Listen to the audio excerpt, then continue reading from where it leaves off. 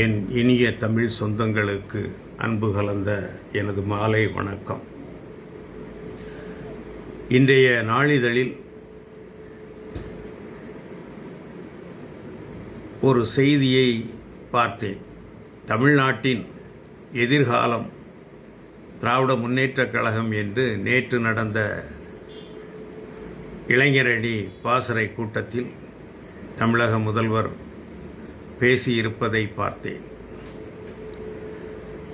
அதில் முதலில் இந்த வேடிக்கை செயலை குறிப்பிட்டே ஆக வேண்டும். அவருக்கு ஒரு சிம்மாசனம் வழங்கப்பட்டது. நீங்கள் கவனித்திருக்க வேண்டும்.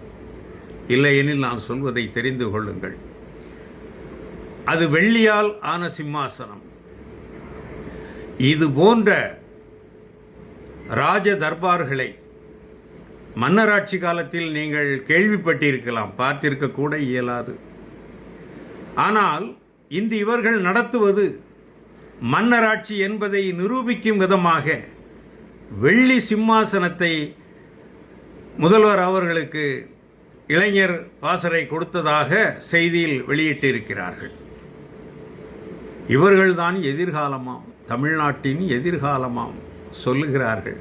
கேளுங்கள் எனது அருமை தமிழ் சொந்தங்களே. இங்கே நடந்து கொண்டிருப்பது என்ன?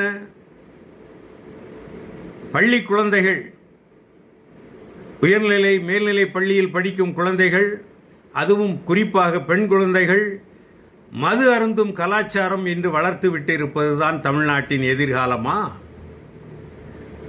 இலவசம் என்ற பெயரில் வாரி வழங்கி 10 லட்சம் கோடி கடன் என்பதை 15 லட்சத்திற்கு மேல் கொண்டு வருவதுதான் தமிழ்நாட்டின் எதிர்காலமா? சற்று யோசியுங்கள் எனதருமை தமிழ் சொந்தங்களே.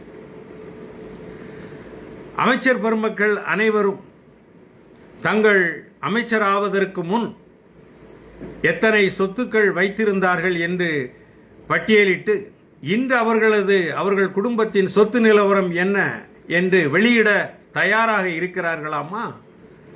அப்படி தயாராக இருந்தால் அதுதான் தமிழகத்தின் உண்மையான எதிர்காலமாக இருக்கும்.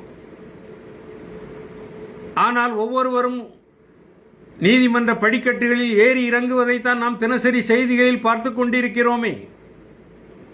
இப்படிப்பட்ட நிலை, இதுவா தமிழகத்தின் எதிர்காலம்? இந்த கட்சியா கொடுக்க போகிறது? இந்த திராவிட முன்னேற்ற கழகமா எதிர்காலத்தை தமிழகத்திற்கு சுபிட்சமாக வழங்கப் போகிறது? சற்று யோசியுங்கள். நேற்றைய பதிவில் நான் சொன்னது போல் லட்சியத்தை தான் அவர் சொன்னார். லட்சியமும் இலக்கும் இல்லாதவன் ஒருபோதும் வெற்றி பெற முடியாது. அதை உண்மையாக வெள்ளந்தியாக சொல்லி இருக்கிறார். இது என்ன தவறு கண்டீர்கள்?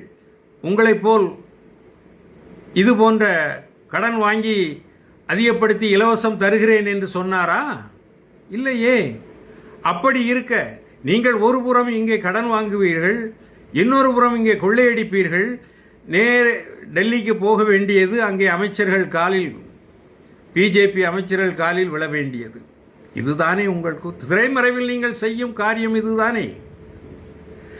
இதுதான் தமிழகத்தின் எதிர்காலமா? இப்படித்தான் நீங்கள் கட்டமைக்க போறீர்களா? இதற்கு மக்கள் வாக்களிக்க வேண்டுமா? எனது அருமை தமிழ் சொந்தங்களே, சிந்தியுங்கள்.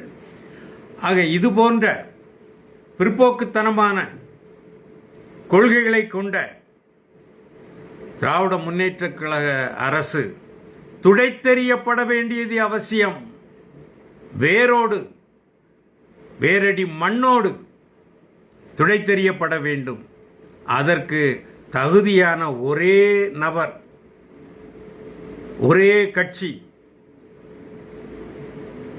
தம்பி விஜய் தலைமையிலான தமிழக வெற்றி கழகம் மட்டுமே. அவருக்கு ஒரு வாய்ப்பினை தருவோம்.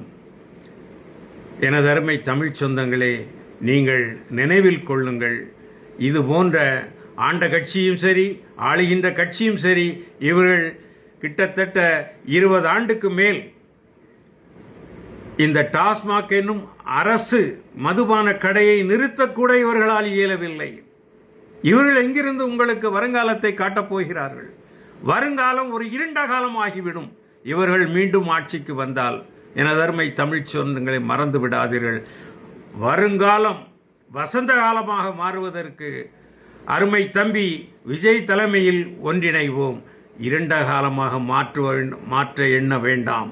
தயவு செய்து நான் சொல்வதை ஒரு மூத்தவன் சொல்கிறேன், கேட்டுக்கொள்ளுங்கள். வருங்காலம் வெளிச்சமாக வேண்டுமென்றால், வசந்தமாக வேண்டுமென்றால் தம்பி விஜய் தலைமையில் ஒன்றிணைவோம், வெற்றி பெறுவோம்.